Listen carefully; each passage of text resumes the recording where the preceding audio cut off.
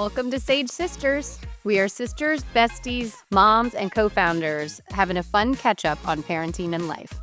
Hey, I'm Ann. And I'm Kate. Welcome to another episode of the Sage Sisters podcast. Happy you're here. Happy to talk to you, Ann. I know. I am intrigued by what you're going to say about the topic today, because we are going to kind of spitball. We didn't really plan this one out as much because I think it's going to be so organic. It would be worse if we planned it. That's what she says when it's her topic week and it's a last second.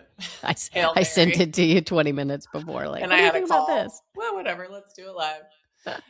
There's that clip that sometimes we put on right before we go live. If you guys haven't seen it, we'll post it. But it's like, fuck it. We're doing it live. We're doing it live. Every single week.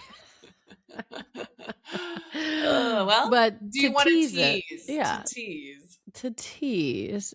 I am titling this one Redefining Yourself After Kids, because there's a couple of things here. But one, I watched the show The Valley. Now, for any Bravo people, this is not UK, I understand, but any Bravo people, they know what I'm talking about.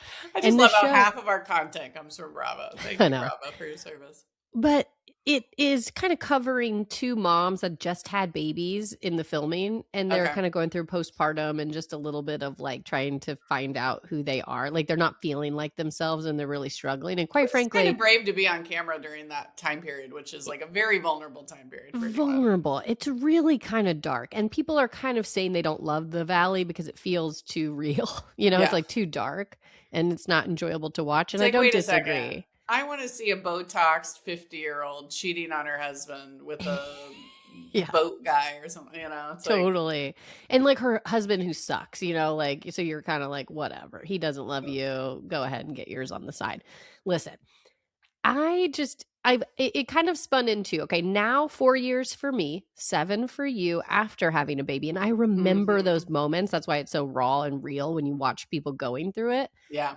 I still feel like a lot of my friends are talking about like who they are now as they're getting older, career, all the things. So anyways, we'll get into it. I have a very good friend about to give birth, and I have been, she is my age. This is her first kid. She's kind of freaking out. But it's been putting me back into a reflective place. To be like, I kind of remember what that's like. Don't you remember when you were 30 weeks pregnant, 32 weeks pregnant? It's like, it was like coming and 100%. Everything was about to change and you knew it. Well, you didn't really, with the first kid. Oh my gosh. Like you were so excited, but I don't think I really knew everything was going to change. I knew it, but like until you go through it, like the like feeling of no sleep and the feeling of terror of making sure the kid's alive. I didn't think I really understood I knew I wasn't going to be going out anymore. I knew my lifestyle was going to change, but I think the like actually like core of who I was changed. And that kind of was different for me. That I wasn't expecting that. I can see that. Yeah. All right. Well, let's put a pin in that. There's much to discuss, but before we get there, what's your high? Let's see here. My high. Okay, I have two things. One, it kind of was a low to a high, so I'll say it. I just realized it looks like I'm naked.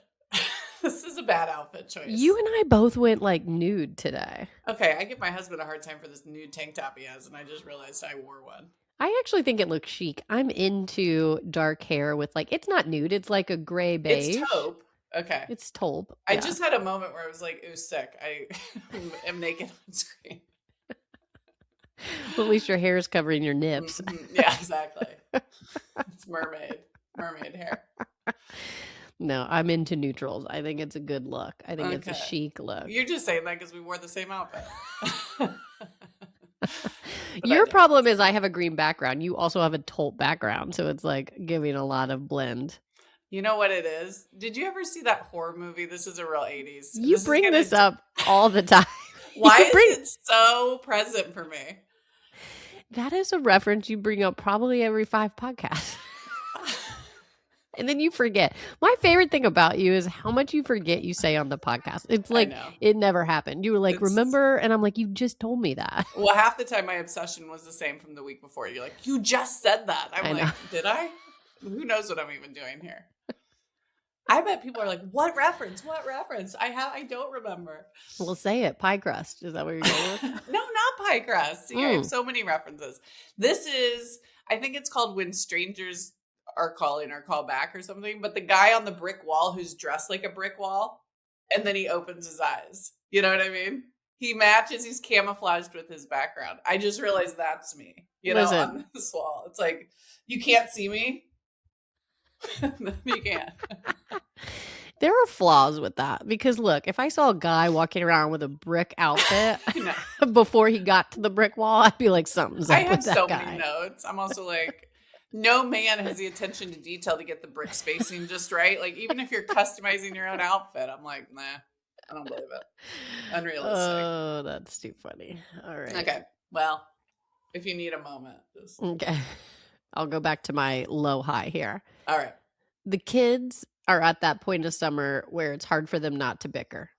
And it's just the simplest things. We have great days and then the days where it's like, you know, one person requests Taylor Swift and the other one loses their mind as if we're pulling their fingernails off. You know, it's like, it's not that serious, guys. Just get along. But I had a real come to Jesus moment with them this morning. Okay. I pulled the car over on the way to camp.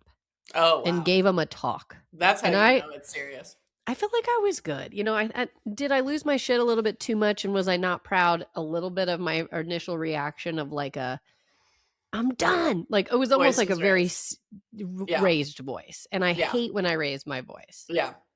But I wanted them to know the severity. And then we moved into, they were actually paying attention to me. And then we moved into like the why.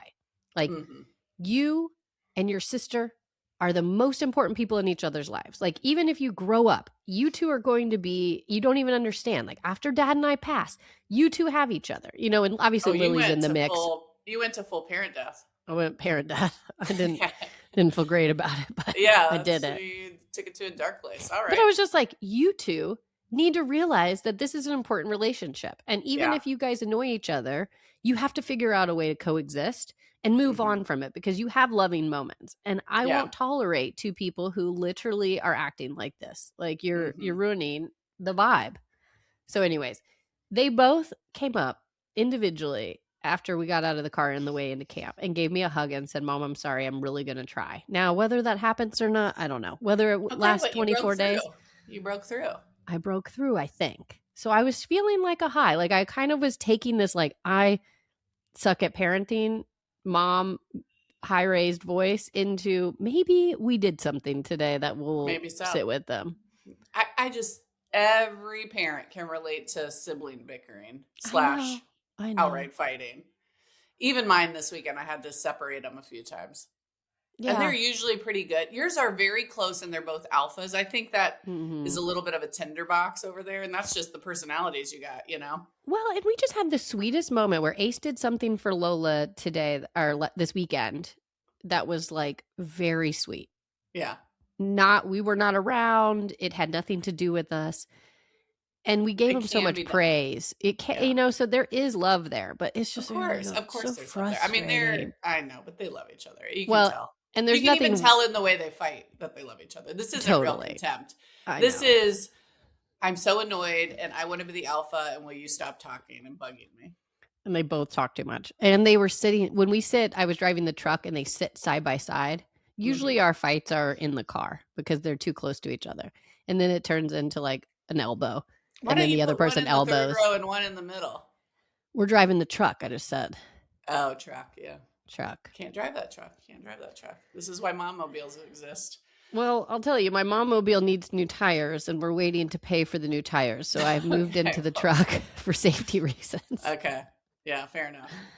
But this is very relatable. I will say for us, I had to have a heart-to-heart with Grace to be nicer to her brother, the older. You know, it was just like, hey, he's starting to hold his ground. He's not just doing everything you say. Right. Like, cut him some slack.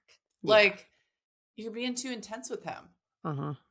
And Chris handled it really good at dinner last night. He said, I'm not mad and you don't need to defend yourself. Just take a deep breath and hear my words.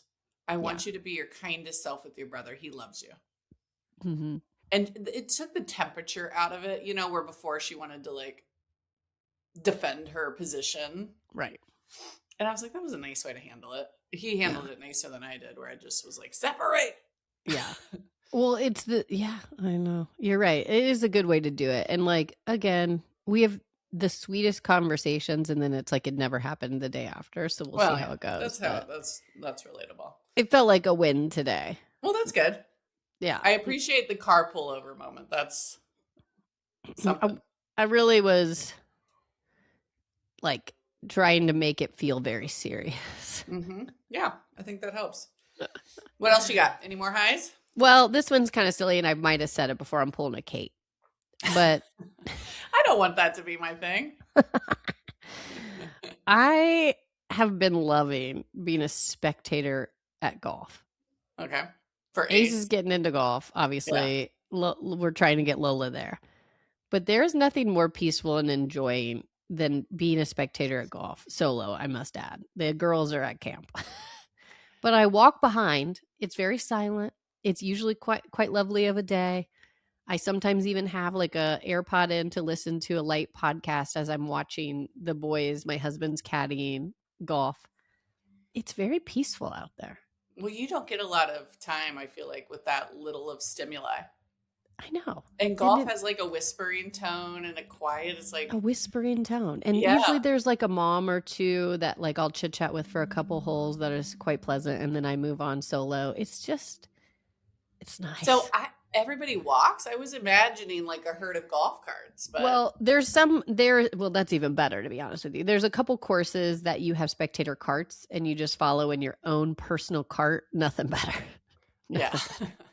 A lot of those at this age, 9-year-olds, 9 holes. They're walking 9 holes. So there is no carts. And that's been enjoyable too. Cause it's like a little walk and again, brisk walks in between the holes. Plus it's a 2-hour walk. Mm-hmm. Mm-hmm. So I've been like, it's almost like time blocking. I have to time block work to do it. But the other day I took like a work call I knew the course well. So I knew I could take like 25 yards away or whatever the distance is. I'm not good at yardage, but like I was pretty far away and away from even like spectators that couldn't hear me. And I was talking to you and doing like slight work personal call. And it was nice. Yeah, that's great. Anyways. Well, I'm happy for you. I feel like it's got good chill vibes, which brings me to my high, which was... Yeah, what's your high? We had a great do less weekend. So this was a 2-day swim meet. Both days starts at the ass crack of dawn. And of course, my kids' 2 best events are on different days. So it's like, wasn't really a good option for us to just do one day. Long story short, Chris and I decided we were going to opt out. We're just not going. Yeah. So we just didn't go. We just opted out. And, people go on vacation and they miss from time to time. And we were just like, we don't want to do it. So we just... So your kids went or your kids did not go? No. They didn't go. Oh, either. yeah. They needed... Nice. We had this cold. I don't want to point any fingers about the source or origin or patient zero of said cold, but patient zero was Lily. So I know. It wasn't me. The cutest patient zero ever. But then she did give it to me, which then I gave it to you guys. Yeah. And so we were just a little bit low energy. And I felt like on Friday, particularly Grace just wasn't feeling great. And, I forced her into swim and I was just like, you know what? We need a chill weekend where we it's restorative. We come back next week actually feeling good. Mm-hmm. So I pretty much cleared the deck. It was great. Wonderful. We said no to the swim meet. Even like my friend was like, hey, there's like a concert in the park. And at first I was like, sounds great. Free concert in the park. That'd be a cute community moment. We bailed. Yeah. And usually I don't like bailing last minute, but I hadn't like hard committed. I had sort of said like, well, we'll see. But I will seed my way out of that. And we put together just like family movie night. I got him to watch Project Hail Mary. Oh, yes. So good. Did you watch it yet? Yes, it was excellent. And Ace kind of watched it with us too. Grace watched and liked it. Cal he was into it. And I thought the scary part at the beginning would get him. He was fine. And I kind of had said, they did it in a really well way, like a really good way. Like it wasn't so scary. What totally freaked him out though is the part where he makes alien contact and the ship is there. And that, really? He started losing it. And we had to that's pause the funny. movie and be like, okay, here's what happens. It's a really, nice situation. And Yeah. the thought of that, he was like, I'm out. Well, So I get he it. went into the other room get and it. watched his own show. But I was like, anyways, it was a cute family movie night. I love a family movie night. I got to bring up a sleep in, but we slept in. Be mad if you didn't, Be mad, yeah. Did some errands. We did a family swim in the backyard. Mm-hmm. And the kids have been giving me a hard time about not getting in. Yeah. I got in. Yeah. And it was actually fun. Yeah. Here's what I decided I need to get in and enjoy it. A float. So I got some new floats. Yeah. It was great. We had a lovely weekend. And then yesterday we did a bike ride over to the other pool. And that's nice. Yeah. And we're at the age where biking with the kids is fun. Yeah. We just got here, I will say. Mm-hmm. And I know different kids bike at different competence levels at different ages, but this is finally where Calvin doesn't stress me out with his bike riding. And we do a good bike ride. Yeah. We just got there. So that was nice. I was like, oh, wonderful. Another thing that's gotten way easier. When you can get out and do physical activity just a little bit, it makes those weekends even better. Yeah. Now, and it's really joyful, like to see them smile and wait for me. And it's just like so cute. So that was actually, I was like, oh, good. We can do more of this. Yeah. I love that. Now, I felt we're different personalities. Mm-hmm. And maybe we could have done a few things different. But one of my lows was that I felt like this weekend we didn't have a lot going on, and we kind of said no to stuff. And I'm still recovering from this cold, and I think my kids, same thing like you. I think my kids kind of were a little tired from not feeling 100%. And on Saturday, it hit me. So we kind of just like were low key, hung out, like didn't do a ton. You know what I mean? And then we came home. What were we even doing? Oh, we went out and had a little lunch and did a small golf thing where it was an indoor golf facility where we went and hit some balls. Okay. Which was nice. And then we had lunch. So it was kind of a little outing. Yeah. But when we came back, I put Lily to sleep and the kids were kind of just wanting to relax. I fell asleep for 2.5 hours. Wow.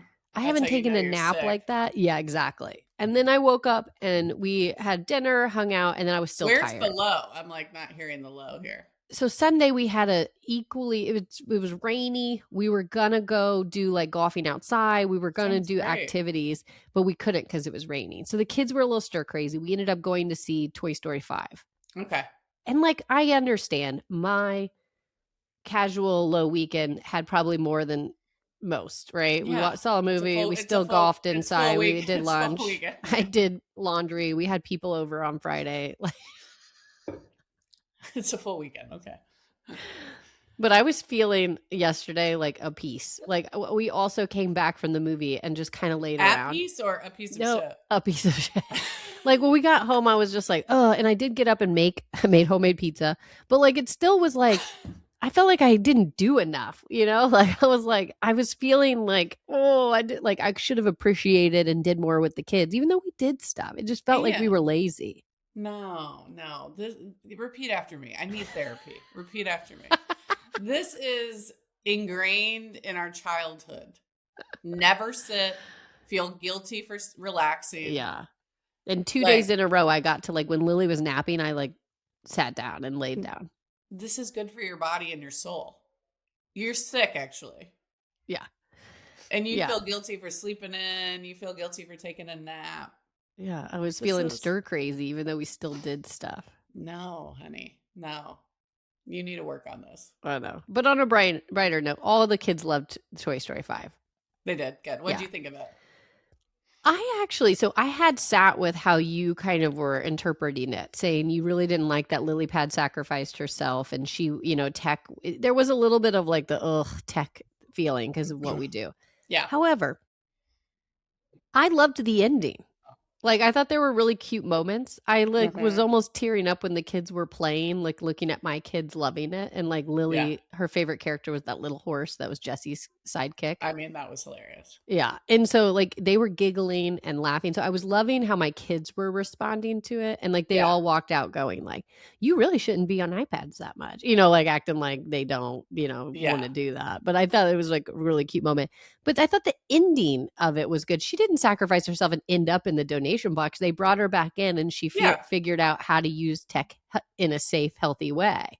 My feedback at the end was that it doesn't just happen naturally. It wasn't like the parents really engaged and said, let's do it this way. Right. There was a lot of like, come on, parents. Like even a stranger messaging your kids and then that's who they play with. And you're like, yeah, you can play here. I'll drop you off at the stranger's house. I was like, what are we doing here?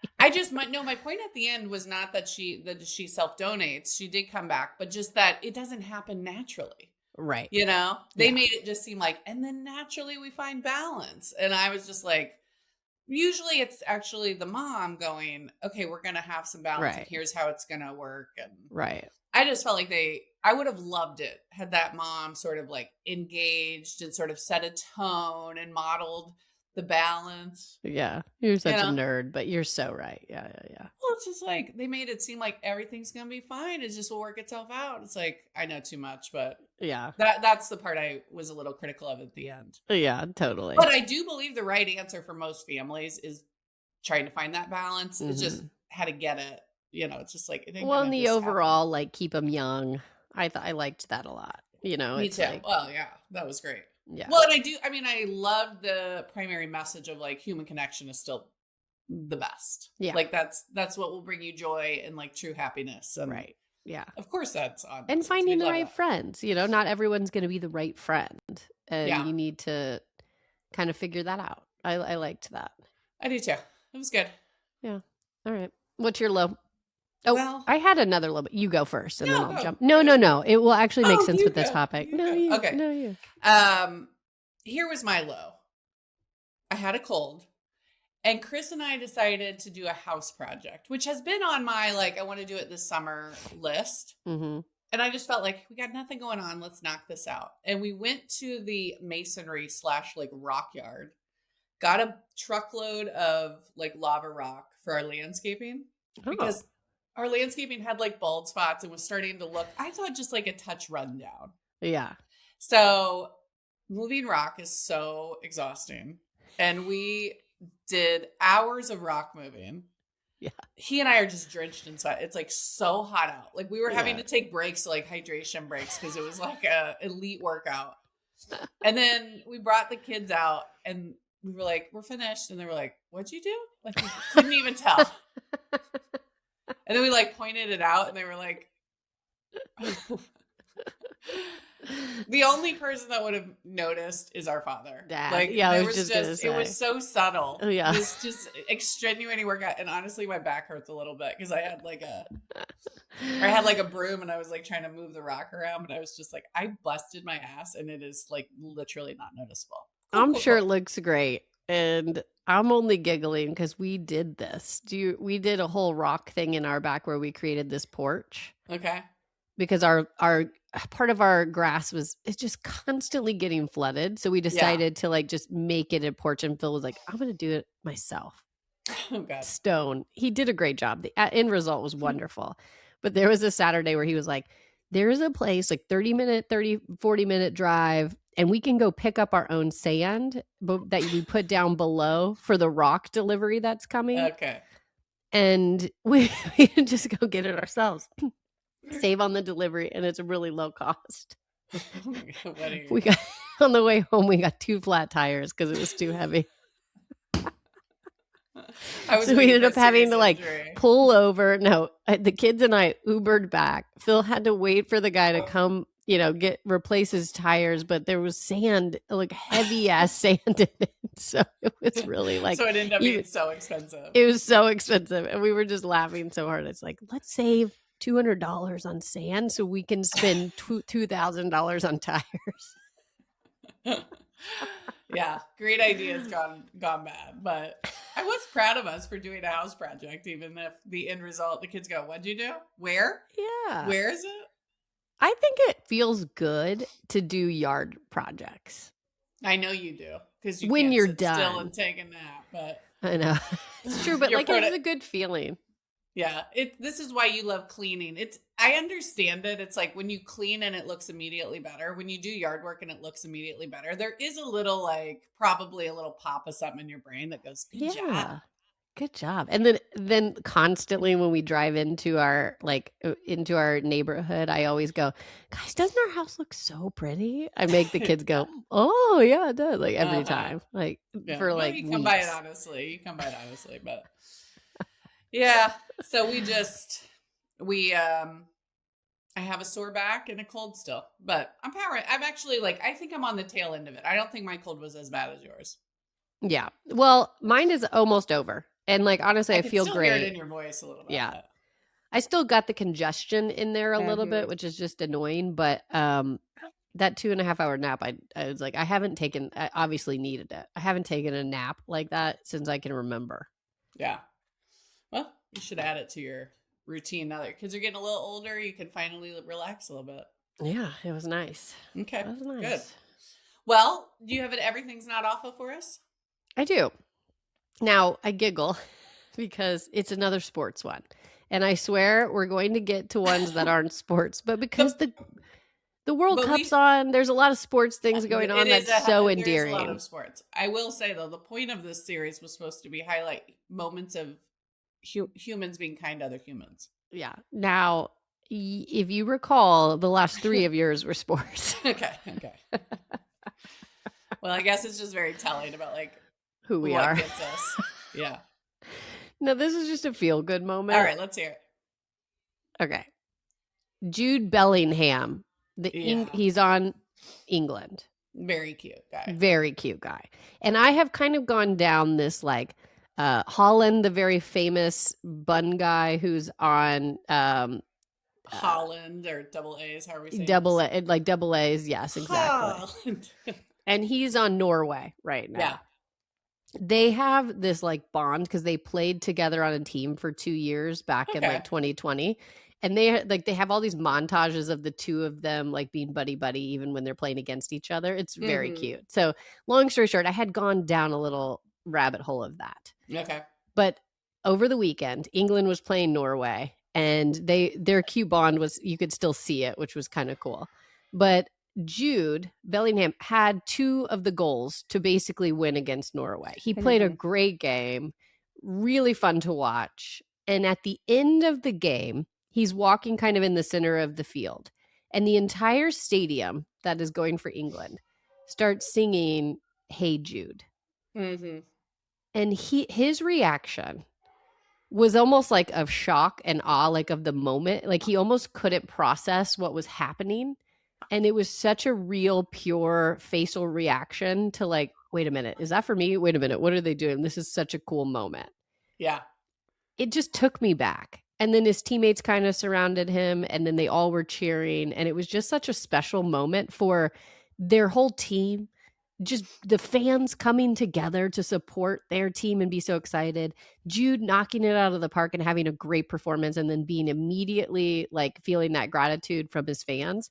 It was so moving. I loved it. So I will attach the clip, because when you hear the crowd doing it and singing the song, there's something that really comes to life with the song, hearing it live and seeing his facial reaction that it's just hard to not love. I heard this term once called human effervescence. And it really is at the heart of why people go to concerts. You know that moment at a concert where the whole crowd's moving together and there's just a moment. Yeah. Sports has this in spades, but this Hey Jude moment was just a moment of human effervescence. Totally. It's just a magical, this is what it's all about. There's these magical moments sprinkled in where it feels like everyone's on the same side of something. you know? Or, That's what it was very much. Not the Norway people, but like all the English people together celebrating their hero. It's like, that's so sweet. It was really cool. Yeah, that's what it was. It was that many people with the same intent to give gratitude to somebody in a real moment. Like, unbelievable. Yeah. Plus, Hey Jude, such a great song. Yeah, it was great. It was very moving. I loved it. I love it. Okay, well, tee up the main topic here. All right. And tell me about your, what was your weekend transition into it? Well, okay. So to go back to it, it is, finding yourself and redefining yourself after kids, whether it be immediately after having kids or years later. And there is a significant change that happens with you and with your partner after you have kids. And I find that it ebbs and flows of like when my friends are talking about it and stuff, but it's not just the immediate after birth that is really difficult. And what was your postpartum situation? Do you remember? I was never fully diagnosed with postpartum, and I don't think I actually had it, but there were moments of like lows where I remember having Ace and I remember being home with him, and I really loved the whole moment with him and things. But I just remember like you're just exhausted emotionally, and you can't really you just have so many emotions. And I remember Phil would come home from work and I would just like hand him Ace and kind of say, I just need like to walk around the block. And I would just cry. And I had no reason to cry. The baby wasn't terrible. It was just pure exhaustion. Yeah. Because I'm looking at this human all day thinking like, I've got to make sure you're safe. And like, there's a lot of emotions. You're not sleeping. That was probably the extent of mine. Because it never got to the point where I was feeling super dark, but I had moments of uncontrollable emotions in the sad way that I couldn't put a finger on. What about you? Same kind of thing with Lo and Lil?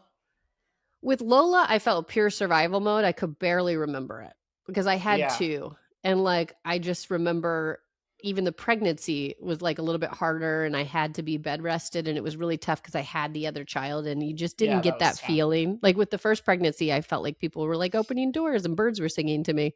With the second one, people were like kicking rocks at me because it just didn't matter. You couldn't rest. You had another child. Like you'd already gone through it.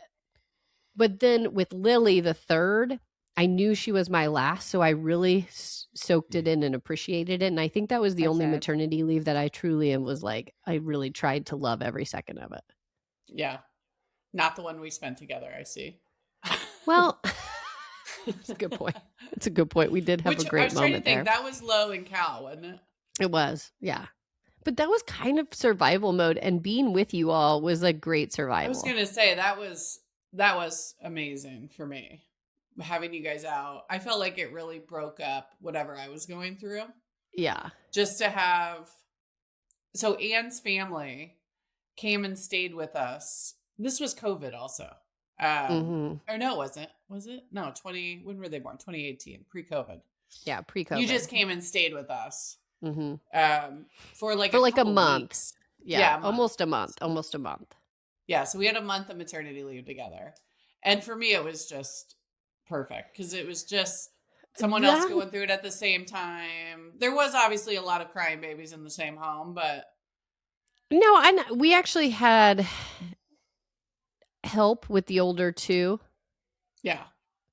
So like those couple weeks were amazing. And like I apologize for forgetting that for a second. I do remember amazingness during that time. And like we would cook and order food and like all of us would be there and the boys would work and we would be home with the kids breastfeeding next to each other. Lovely. I think what I'm thinking about is like the after, like when life kind of got back to it. And then again, when you start work again, that was really difficult for me after Lola. Yeah. Well, I was going to say, I think one of the reasons I remember that so favorably is because I was really struggling right before you came because Calvin was not sleeping. Yeah. Like to me, it's just, I know postpartum can happen in any variety of situations, but for me, my mental health was always kind of linked to like how much sleep I was getting. Yeah. I'm a sleep person, but it's like when Calvin wasn't sleeping and I wasn't sleeping, I was really kind of in a rough situation there for a few weeks. Yeah. And I couldn't figure out why he wasn't sleeping. He was a little colicky. He had like some sort of gas bubbles, but he would make this, I still remember this. It's like a little bit of a trauma, but it's like he had this little grunt that he would do. And every time he would do it, I'd worry about him. Yeah. But then you guys came and he started to get a little better. And it's like, I kind of broke out of that haze, but that was a weird month, I would say. You were just so worried and not sleeping. Well, yeah. and you know, and with a toddler, you know, that combination was really tough. Well, and you were having to get back to work a little bit, I remember. Oh, yeah.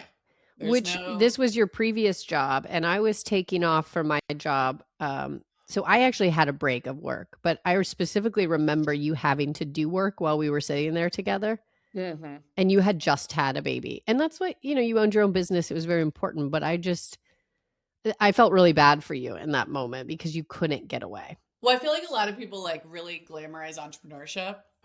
Maybe not everybody, but I feel like as a human collective, it's like, wow, starting your own business, that's amazing. And it's like, it is. And I had to close a deal on my honeymoon. Yeah. And I worked actually while I was in labor for a bit because I remember that was also gross. I'm sure if you only had those clips, people would be like, ooh, sick. And it's like, I get it, but you don't understand. We had like some real things happening, and you know, you're the CEO. Like you were involved in every aspect of the business. Life had a way of just like right at the worst moment giving me something that's sort of like only I could do. I was like, damn it. Yeah, it's like nobody else can do this. Yeah. I was trying so hard. I will say with Calvin, the business was a little bigger and I had more support and I was able to like pretty much take a real maternity leave, but then he didn't sleep. And so I was like, you know, that was kind of a tough combo. And then I hated trying to breastfeed at the office. Or like pump. Pumping was the worst. I actually loved breastfeeding. No, it depends on the baby. I hated pumping. Back to work. And if you don't breastfeed or if you go back to, you have to pump. Like if it's like, there's no getting around it. It was awful. Or even when the baby starts to sleep, you're supposed to wake yourself up to pump. What a nightmare. Well, and like, I just wished I could have worked from home so I could have like fed easier or something. Yeah. Like you did that with Lily, I think, right? And it was much better. did that with Lily and it was wonderful because I was truly remote at the time. Yeah. And you know, I had a nanny here, which I feel very blessed about. And, you know, it wasn't the perfect situation, but it was good enough where we had somebody come over so I could work. And then she would walk the baby in so I could feed. It was truly the best case scenario of going back to work. And I went back fairly quickly with her. But with Lola, I was able to take 5 months. But with each child, you just feel like you're getting back, no matter how much time you take. Like 5 months was a long time compared to what I took with Ace and Lily. And it still didn't feel long enough, which is like, you know, whatever. Some people get 3 weeks. I'm not saying that, but it still feels like you're breaking away too quickly. And you come back, and I specifically remember after I came back with Lola, I was like overlooked for a job that I should have had. Yeah. But I wasn't there. And then that was one of the things that I feel like actually like boiled your blood and like changed the trajectory of your like, this company sucks. Well, it just was like that situation sucked. And then it started to be like, I don't actually even want the job that I was really trying to achieve and get to because there was so much travel involved. And now I realized my life was different. And that was a hard pill to swallow. So then it's like all of a sudden I sit here after spending 13 years in my career trying to get higher and higher in this one company. And all of a sudden it wasn't what I wanted anymore, or they weren't giving. And it was also a little bit of like, you know, the writing on the wall to move on, but it was just like, it's hard. And then it's like, well, where is my career going to go now? And do I want to be a stay at home? And then I tried that for a couple months and it wasn't fully, that also didn't bring me a ton of joy. And that was sad. Like, it was like, where do I go from here? Yeah. You know? Totally. And it is such a tricky decision, you know, for most people. Yeah. I do think for me, I never wanted to be a stay at home and like knew that wouldn't be a good fit for me. Yeah. Because I just enjoy work too much. And I just feel like I never for myself was like seriously considering that. But I know so many women who liked their job and had a vision, but didn't love it enough when it came down to like wanting to be with their kids more of the time. And I totally get that. I really do like deeply empathize with that. And then you're sort of like, it doesn't feel fulfilling to spend that many hours away from your family doing something that you kind of like. Exactly. Or what was boiling my blood at the time, which I will steal your words, was basically and I had a decent salary. My entire salary was going to childcare and taxes. Yeah. And that's not a good feeling either, because it's like, what am I doing here? I'm just working to basically maintain even so somebody else can spend the time with my kids. Like, that's not a good feeling. I know. And that is the math that kicks most women out of the workforce. They go, wait a second, this is It just really doesn't, not worth it. It doesn't work. And then when I did have an opportunity to be a stay-at-home, we were in a very difficult stage of, unfortunately, it was COVID. I had 2 at home. So you couldn't get out and do things like now. Like, I think I would enjoy it if I was just in a different moment. But it felt very the much. Kids were at different. That was a hard time, just kids' ages too. Kid ages. You couldn't get out and just do even classes until, like, it wasn't. It was just like not as easy. For sure. And I always say now, like, again, I love what I do, but with the kids at school, a little bit of time now, or a lot of time, I could be a stay-at-home right now. Like, oh yeah. Well, now I mean, the joke is we put in our time and now we're reaping a little benefits where my stay-at-home mom friends now have a little bit more time while the kids are at school. And like, they all high five and are like, see you at the gym. Like, yeah, they go to the gym, they have tennis, they have all these things for themselves. They have hobbies. And I'm like, ooh, that looks nice. Like, I know. You know. No, I don't. Don't even think about it. No, I totally get it. And I think, I don't know. This is even a weird time of life, I think, too, because you're looking at some of the people that made that choice and are now reaping the benefits. Right. When the kids are in elementary, middle school, and some of your friend group were stay at home. And listen, that is a hard job. It's very for many years. And even still, then you become the chauffeur and it's not easy, but you do have more time to yourself when they're at school. Yeah. And it starts looking like, that doesn't look so bad. Totally. I totally get that. And I think too, it's just like you kind of go through this career crisis, or a lot of my friends are going through career crisis. Like, what am I doing this for? I don't feel passionate about this necessarily. Or now they're trying to get back to a career after the kids go to school, and that's difficult because it's like the career looks different, or the job isn't there anymore, or they don't even know what the passion is now. Maybe the passion's changed. Yeah. So it's like redefining yourself again after the kids go to school. Mm-hmm. And that's really difficult. And I always when we had Amanda on, who was talking about how she had a career and then switched to her passion, which was like going to culinary school and becoming a chef. That's why I always give people such amazing reactions in that moment, because it is such a hard, and that was a dramatic pivot from what she was doing. But she didn't have kids when she did that. No, but I just mean in general, pivoting your career in a dramatic way is not easy, and it takes a lot of guts to do it. And I always am like, good for you for switching and trying something completely different that you think you'll like have a lot of passion will lead to a better life. Yeah. Yeah.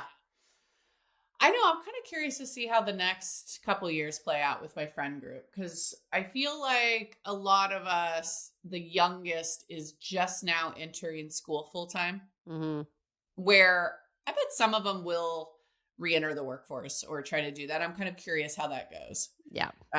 I also have a few others that have finagled it down to part-time. That looks like a pretty good situation.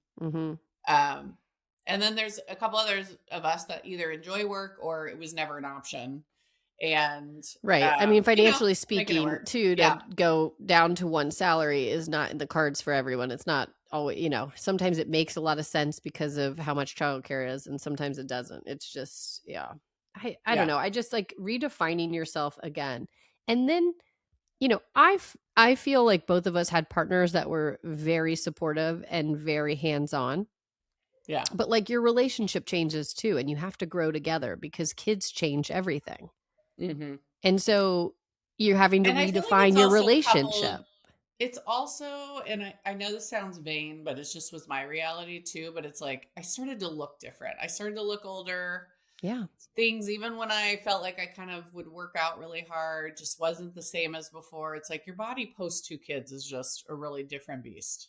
And like, I'm sitting 4 years out and still blaming third child. Like, it's like, I'm not bouncing back. It's like, yeah, 4 years later, you can't use that card anymore, Sure but you I'm can. Sure you still am, can. but then you take a step back and you try to say like, well, look at what I've created. Like, it's really difficult to have babies and then pivot, completely become selfless and put other people ahead of you. Mm-hmm. And their needs and what makes them, so you can't prioritize yourself 100% anymore. So you try to remember that when you're feeling low about what your looks. You know what I mean? Yeah. And I think too, it's just, you go online, you see these perfect people, perfect bodies, beauty standards that are like, I always joke, you see a pretty person in real life, but then you see a famous person, and you're like, holy shit. It's like, yeah, when your whole job is beauty, it just looks real different. Totally. You're not ugly, you're poor. It's like, that is kind of true. I feel like when it comes to beauty and the people that are doing it full time, both in terms of like how much they work out and, it's just a unrealistic place for normal people, working people, busy parents to like really hit. And for some reason now that's the standard because I have such easy access to that on my phone, Right. And I feel like that one of the reasons I really cut back social media for myself was just like, I know intellectually that's not realistic, but I was just like letting it come into my psyche almost like subconsciously, And then I was like, when I think about it, I understand what's going on. Why am I consuming this? So I'm social media light, but I also unfollowed. And maybe I'll just jam the tech tip in here, but it was like, I just unfollowed a bunch of things that weren't helping me. And that was like two beautiful people. And like, there are beautiful people that somehow I follow and it makes me feel fine. And there are some other people that just I leave feeling not good. I can't put my finger on it, but if you're on social media. So I just went through and was sort of like more reflective of, and there was one I just like comes up for me, but it was like how I maintain my flat tummy. And it's like a 28-year-old complete hottie who lives in Bali and like has no kids. I'm like, why am I following this? This is not making me feel good. Unfollow, I agree. So I just went through and sort of unfollowed a bunch of people. The other thing that for me, I kind of fell into the trap of is I was following a lot of parenting accounts that used a lot of fear. And I think some of them were well-intentioned. And I know even in the like child safety space, when it comes to screens, like we see a lot of this, but like a lot of people use fear because it works as clickbait. Right. But I was sort of then starting to notice how it was making me more anxious about things I wasn't even worried about before. It's like, I'm adding worries. No, thank you. So I really went through and like unfollowed a bunch of accounts that were either making me feel bad from a beauty perspective, from a lifestyle perspective, or from a fear perspective. I think that's so important, is the reset for yourself and realizing what it is. There is somebody I follow, I was trying to find her name, Brooke somebody, but she has 5 kids. She's a stay-at-home. She homeschools. She makes all the food. She does a really poor job of making it feel like hers is like, she literally says like, do you have what it takes to have a big family? This is what I do from 5 a.m. to 8 a.m. It's just unrealistic expectations that she's putting out there, as if you have to do that, everything her way in order to have a family. And it's like, I wake up at 5 a.m. to work out, and then I make homemade, blah, blah, blah. And then I have a bounce house ready for my kids when we wake up, because then we homeschool. It's just like, this is not people's life. This is me headed towards that unfollow button. 100%. And I have to go back and clean it up a little bit. Guilting me about trying to homeschool. It's like, I'm not going to feel guilty about sending my kids to a school. Like, what are we talking about here, people? I know. Maybe homeschool is right for certain families. I don't want to judge it because I know every situation is different, but like for me, that is so far away from where I'm at. Yeah. I'm like, I don't need that content. I'm out. I know. Well, and to your point, the unrealistic beauty standards is just, it's unhealthy unless they're giving you, and you're not feeling that when you see them, and they're giving you really good tips. Like, I follow a lot of people who give like healthy recipes and stuff. I love that kind of content. They're great. And But I there like are some of the some, fashion there I like are a lot some of the that cross fashion the content, line. or I Right. like the interior design content. And I feel like there are some accounts where I can follow an interior design account and then not walk around my own home and feel like shit. You know what I mean? Right. Mm-hmm. And there are others, and it's just in tone or something that, again, I unfollowed because it's like, I actually don't need to be optimizing. I can go for inspiration, and that can feel different than this pressure to be a certain way. So I'm going to pivot to one final thing with this topic, which is something that's come up with a couple of my friends, and it just made me sad, which is I've heard not one, but two of my friends say that they feel invisible at this age. Yeah. And it made me really sit with it and very sad because it's tell me a little bit more. Like, is it because of physically it's changing and you're not I think young all and of hot? the above. Yeah. Well, I think that's part of it, but I also think that there's this like, you know, when you go out and you're just even shopping or you're in public with people, like when you're, I don't know, like you're feeling a little bit different about you know, like you don't feel like people are responding to you, you know, in a way that's like, yeah, if you're young and pretty, you get people commenting, or, you know, you are obviously not if you're single, super stylish, you might be getting a certain kind of attention, totally or put together in a different way. And I don't think that that's true. They're all very beautiful, and this is not. I just think it's how they're feeling inside. That's the point. And it's sad that middle-aged women have to feel like they're invisible because I've had moments of this. Not invisible. I have a big personality. I'm 6 foot tall, but frumpy, which is a little bit of an adjacent feeling to invisible, which is just like, I don't even want to try, because it's just like, oh, I don't know. Like, I don't know, just a little energy. And those were times where, for me, I wasn't making time to go to the gym. I wasn't really balanced in certain things. Maybe I was working too much and just not feeling like yourself. I agree. And my moments have been like, I mean, probably too often. But it's like sometimes I'll just like go run errands and look like total shit. Like, like I haven't done anything to myself. I haven't even looked at my face. No makeup. I don't even know what I look like. And my rationale is like, well, no one cares. Like, no one's going to look at me and be like, you know, they're just not going to pay attention. Like, it's just like, like I don't matter. And that's kind of a shitty thing to say about yourself. But I do that a lot where it's like, oh, no one cares what I look like. You know what I mean? Yeah. But like, you're right, though. It's like in those moments where I'm feeling not like that, it's because I've invested time in myself. I feel good. I'm sleeping good. I'm eating pretty decent. I'm working out. And it doesn't have to be physical changes. It's just you feel better when you are feeling better about yourself. Even putting moisturizer on your face, you know? Right. Yeah. I know. I kind of have wrestled with this as I've aged, which is like, do I want to be the person who doesn't leave their home without makeup? No. Do I want to always feel like I have to have like a whole thing to go to the grocery? No. Also no. Right. Also no. But like, do I want to feel like start my morning, put together, ready for the day, energy up, you know, trying to keep mostly balanced? Yeah. You know what I mean? It's like, yeah, I do want that because I actually feel the best when I'm in that headspace. Yeah. You want to conquer the day. Well, just like motivated to do all things. Yeah. Yeah. Well, yeah. It's easier said than done.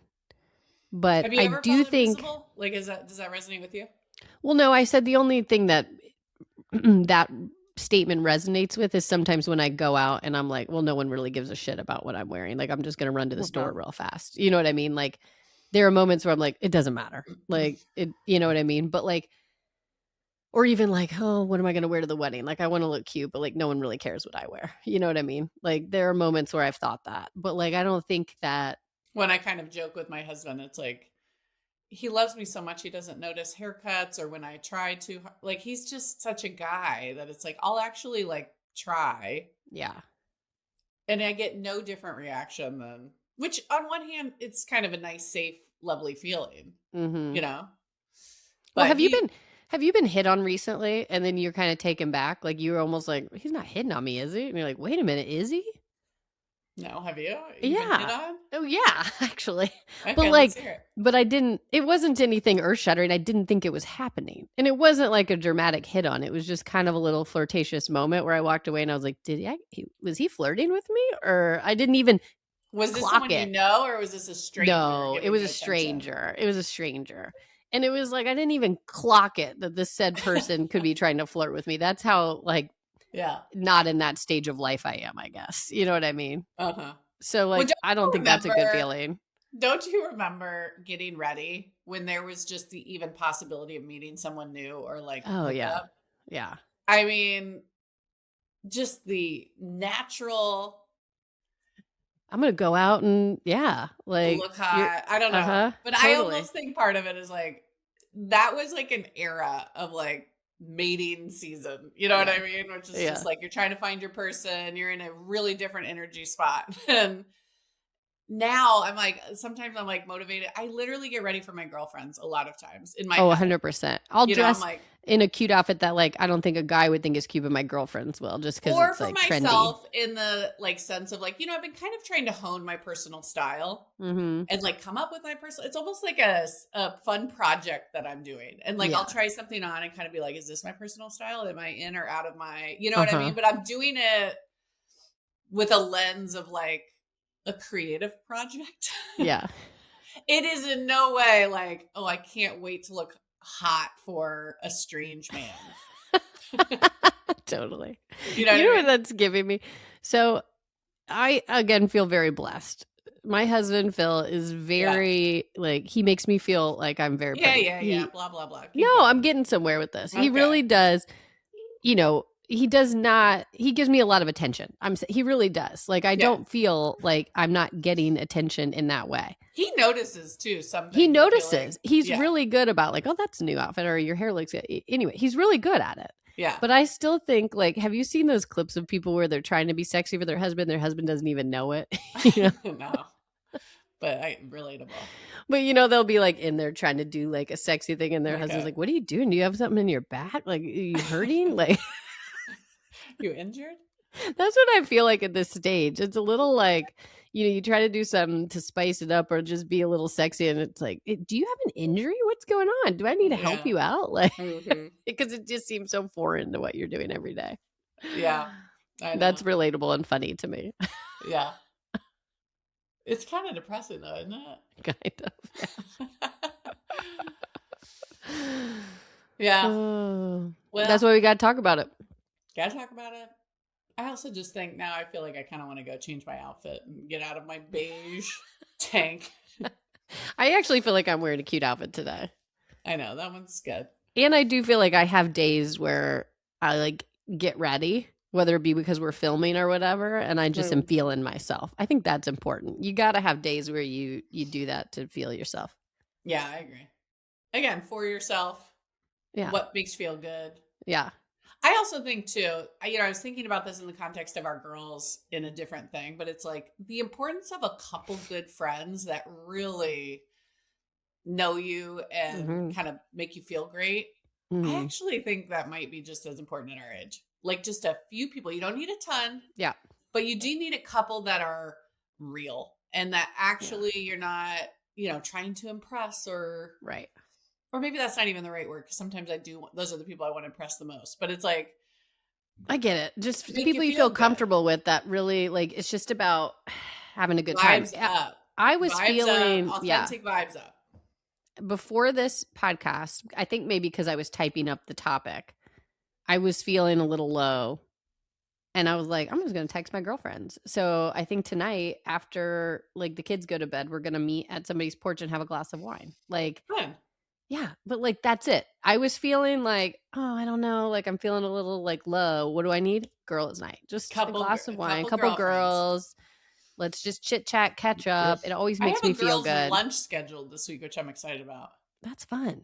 I know. It's like a lot of them have kids in camp, and we just decided to do a little lunch, and I'm excited about it. I love that. All right, let's move on. I already tech tipped. You got an obsession? Yes. And so it's actually different than what I was telling you. Okay.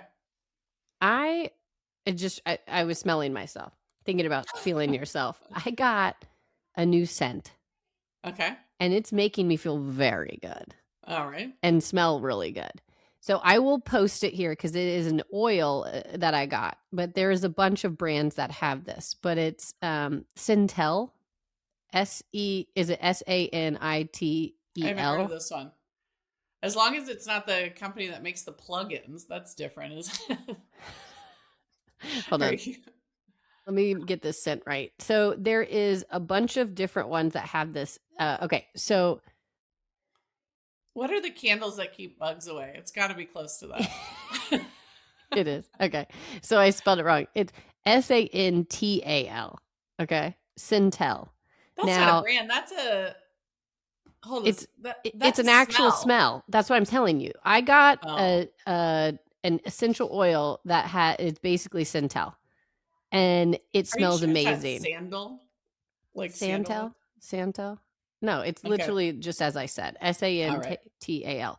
Now, Phil, my husband, has a very expensive version of this. And it is the Le Labo Sintel 33. Okay. It's excellent. It's very expensive, but it's so worth it. This is cologne? Yeah, this is cologne, but it's also perfume. So what's funny is we went to a wedding and we sat next to somebody and he's like, they smell so good. Like, I got to ask him. That's so funny. I know. So we asked him and the guy was like, oh my gosh, it's this. So Phil got it and he smells excellent.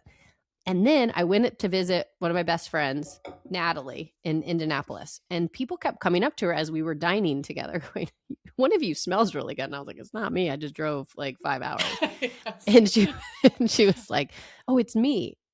She was wearing the same perfume that Phil had. It's both. It's like gender neutral. Okay. And I didn't smell it on her because Phil smells like that. I didn't even like clock it as like a different, it didn't register as like, oh, you smell so good because I'm just used to the smell. We started laughing about that. So anyways, I got an oil that just has Why aren't you that just smell. wearing Phil's then? I guess I could, but I was like trying to be a little different. Okay. And it's the same kind of smell though. So I guess we're kind of similar.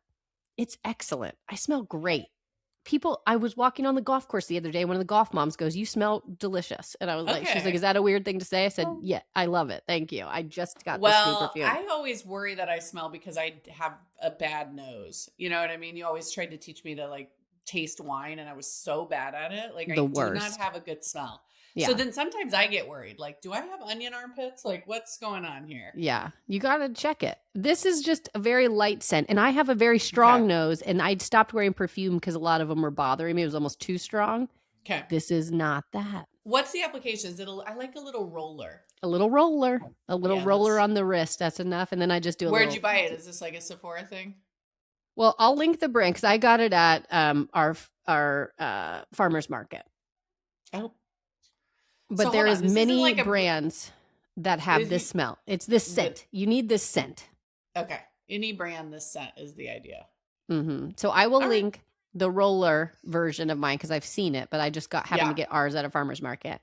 And then I will link Phil's expensive one because it's dynamite. Okay. But it's similar vibes. I would honestly settle for Chris just using soap, but we're in a very different baseline position. He told me the other day, you just need water. I go, You mean in his bathing? Yeah. That's hilarious. I mean, he'll use soap, which like only on specific parts. He doesn't like fully wash hair. He doesn't fully wash. I'm like, we're gonna have to have an intervention with him. I don't think maybe when he's sleeping, you can give the little roll of Sintel on his wrist. You know, I think he's got good genes. To me, he doesn't smell, and like for the most part, he thinks he's correct, which is like he thinks people are over bathing and things. And this is too Santa Cruz. I love Chris. I love Chris. But I'm like, he's like, you just gotta wash a couple key parts. That's it. Your natural oils are getting washed away. Yeah. I'm like, oh, that hair is looking like it's some natural oil. All right. Shots fired. All right, what's your obsession? Well, with my low-key weekend, I had some time to consume some content. So I mentioned the Project Hail Mary movie, but it's free now if you have Prime. It just came off and it's now available. Watch immediately. Yeah, it's a great movie. 2, I I wanted to report back because I had mentioned my excitement for that Voicemails for Isabel movie on Netflix. Mm-hmm. Loved. Like, so you watched it on the plane back to the 4th of July reunion. yes. And your Also, overall assessment was great. Is there anything that makes you cry more than a movie on a plane? I don't think so. There's No. something about the altitude or just you're cocooned. I don't know what it is. I'm like so emotional watching movies on planes more so than at my home. It's like postpartum emotions. It's like you can't control it. You have no Not when you're idea at why. altitude. Now when you're at altitude. But this was so good. Yeah. A little sad, but very sweet. And I love that the characters felt like modern and real and like not phony.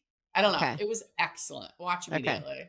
Can't wait. And then I just read one of the best books I've read in a while called Dolly All the Time by Annabelle Monaghan. Okay. So cute. It's a rom-com, little fake dating, but the main woman is 39. I loved that it was like got a little Hamptons vibe or anyways. Well, and as we were talking about this whole topic of like as you age and whatever, is there anything better than consuming content with like a woman and that's 39 or 40 or whatever and like a little rom-com? Yes, please. Well, actually, you're right. And there was kind of a theme here. So I'll give you the plot of this one. She has a son who's 13, who she had young. And now she's a single mom and working a bunch of jobs. And her dad owns the fish shop. And so she's like just hustling. Mm-hmm. And then she ends up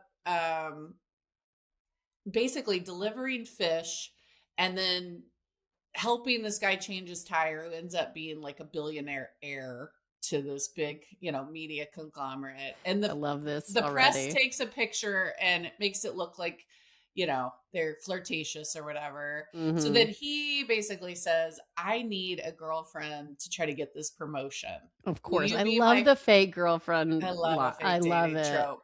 So a fake dating trope. I mean, that's what happened in Off Campus. It's like, it just. I know, but this is with hot 39-year-olds. Yeah, no, even better. It was really working for me. And what I loved about it is she was like so confident. Like the money thing wasn't the plot line of like, he's rich and you're poor. It was like, she was like so confident, but it was about really her finding, she gets a makeover because of course she's got like an allowance and all this stuff. But like, she just like prioritizes herself for the first time and like actually kind of goes through this realization of like how she's sort of over functioning for a lot of people in her life. Yeah. You could read it. But it was like, she kind of has this Princess Diaries physical, but also like kind of this emotional transformation where she really comes into her own. It's a great read. I think that's also a great ending to this podcast because we've talked about like the negative of after kids and aging, but there is truly a lot of positives. And maybe we should do a whole podcast on the positives, which is you know yourself. Maybe part of the like not caring as much is because you're more confident in yourself and you don't care as much about what other people think. And also like, some of those losers who we used to be attracted to in our 20s are just gross to us now because we're like, why never would I waste my time on somebody like that? Like, there's beauty in that too. So it's like maybe this whole like feeling invisible or feeling like you're just like trying to find yourself. There's a lot of positive to that too. And we just didn't really hit on that today as much. Maybe you think we were too negative on it? No, I think it's realistic and very much a lot of what my friends are talking about. But I think maybe we should have hit home a little bit more with like how much more confident I am in myself with a lot of different things. Yeah, I love. I didn't touch on that. I love being this age. Yeah, I don't want to go back to being like single and dating and like none of that. No. Yeah, no. And like, I actually don't want to even go back to when my kids were younger. Like, I'm actually thrilled with like we're finally to a spot that's easier and like I actually think this is the sweet spot, and I think like it's the perfect time to sort of emerge from some of that early motherhood stuff that's just part of that phase. You can actually find yourself again with hobbies and things because you have time to prioritize yourself a little bit easier than when they're really small. Yeah. And this main character, Dolly, I felt like it was just like fun watching her sort of like emerge into like who she was going to be for this next part of her life. And it was really lovely. I love that. Well, and now that I think about it, as much as I make fun of your tennis and things and like my friends finding their passion in the same way. It's awesome. It's really cool. It's like, do your thing, find your thing, whatever You it want is. to know a personal win? I wasn't going to bring it up because it's a little vain, but I wore a 2-piece swimsuit for the first time in 10 years this weekend. Good for you. And you felt great? It didn't, well, I mean, let's not get ahead of ourselves. It wasn't perfect.